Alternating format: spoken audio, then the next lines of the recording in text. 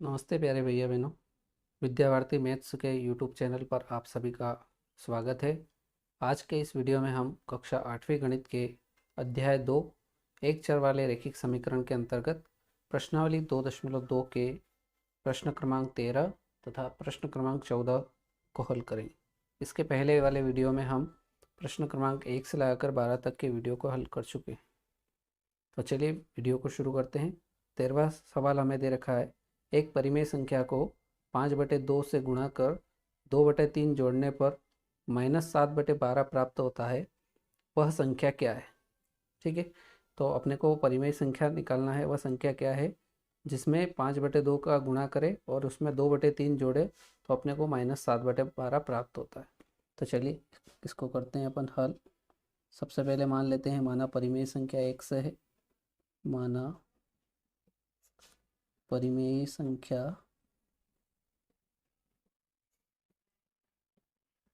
बराबर x। ठीक, ये मान लिया आप लोगों ने। अब इसमें जैसा सवाल में कहा गया है वो अपन करते जाएंगे। तो यहाँ लिख देंगे प्रश्नानुसार। ठीक है, अब सवाल में अपने से बोला गया है कि परिमेय संख्या को, तो इस परिमेय संख्या को 5/2 से गुणा करना है। तो ये 5/2 से गुणा कर दिया और इसमें क्या करना है, 2/3 जोड़ना है। तो ये इसमें प्लस कर दिया 2/3 और ऐसा करने पर कितना आता है, -7/12 प्राप्त होता है। ठीक है, अब इसको सरल कर लेंगे तो जो आएगा x वो अपना परिमेय संख्या हो जाएगी। तो यहाँ पर 5/2 ऐसा का ऐसे रखेंगे। इस वाले भाग को 2/3 को ये प्लस का है बराबर के उधर भेज देंगे तो ये माइनस का हो जाएगा। तो ये 7/12 माइनस का इधर था, ये इधर आया तो ये माइनस का 2/3 हो गया। ठीक, अब यहाँ पर इम्प्लाइज दैट लगा देंगे। तो ये 5/2 x बराबर यहाँ 12 और यहाँ 3 है तो इन दोनों का एलसीएम ले लेंगे। तो एलसीएम कितना आ जाएगा, 12। अब यहाँ बराबर है ऑलरेडी तो ये ऊपर का -7 ऐसा कैसा। अब यहाँ पर 3 है, इसको 12 बनाना है तो 4 का गुणा नीचे करना पड़ेगा और ऊपर भी जितना का गुणा नीचे करते हैं उतने का गुणा ऊपर भी होगा। तो 4 का गुणा नीचे होगा तो 12 तो है, तो 4 का गुणा ऊपर होगा तो 4 दूना 8। ठीक है, इसको और आगे सरल कर लेते हैं। तो ये 5/2 x बराबर, ये दोनों संख्या माइनस की है तो दोनों आपस में जुड़ जाएगी लेकिन चिन्ह का एक रहेगा माइनस का। तो 7 में 8 जोड़ेंगे तो कितना हो जाएगा, ये 15, लेकिन माइनस का होगा और नीचे बटे में कितना है 12। यहाँ से x का मान निकालना है तो x के साथ में ये 5/2 गुणा में है, इधर आएगा तो ये उल्टा हो जाएगा। तो इधर पहले से -15/12 है, ये संख्या को इधर लाएंगे तो ये 5/2 है, इधर आएगी तो ये कितनी हो जाएगी, 2/5। ठीक है, इसको सरल कर लेंगे अपन। 5 के पहाड़े से काट लेंगे इसको, 5 एकम 5, 5 तिया 15, 3 एकम 3 और 3 चौक 12। अर्थात x बराबर कितना आ गया, ऊपर बचा 1 माइनस का और नीचे बटे में कितना आ गया 4। अभी इसको और कर सकते हैं, 2 से काट देंगे, 2 एकम 2, 2 दूनी 4। तो नीचे कितना बच जाएगा, ये माइनस का 1/2। ठीक है, ये थोड़ा गलत हो गया था। तो यहाँ से अपने को x का मान कितना प्राप्त हो गया, -1/2। और ये x का मान आ गया, मतलब अपने परिमेय संख्या क्या मानी थी, x। तो यहाँ लिखेंगे अतः परिमेय संख्या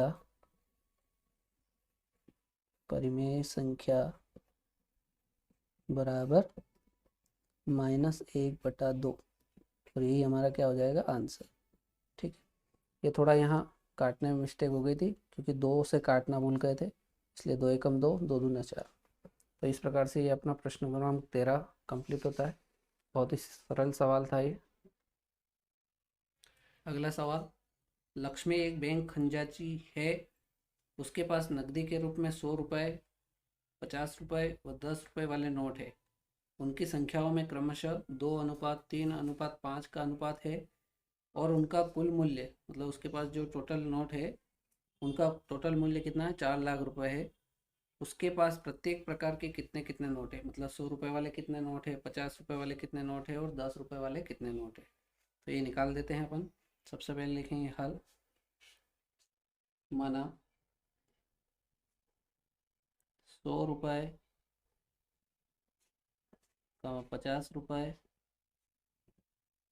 व 10 रुपये वाले नोटों की संख्या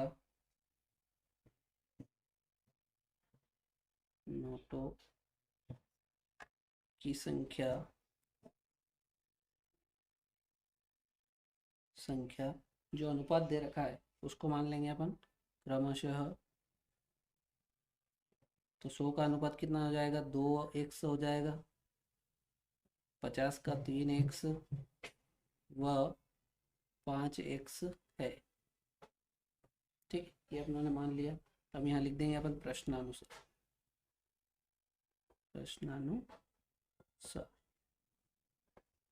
प्रश्नानुसार में 100 रुपये वाले 2x नोट है तो इनका गुणा कर देंगे, 100 गुणित 2x धन 50 रुपये वाले 3x नोट है तो 50 गुणित 3x धन 10 रुपये वाले कितना है, 5x है, 10 गुणित 5x और इन सभी का मूल्य कितना है, 4 लाख। ठीक, इसको सरल कर लेते हैं। तो 100 का गुणा 2x से होगा तो ये हो जाएगा 200x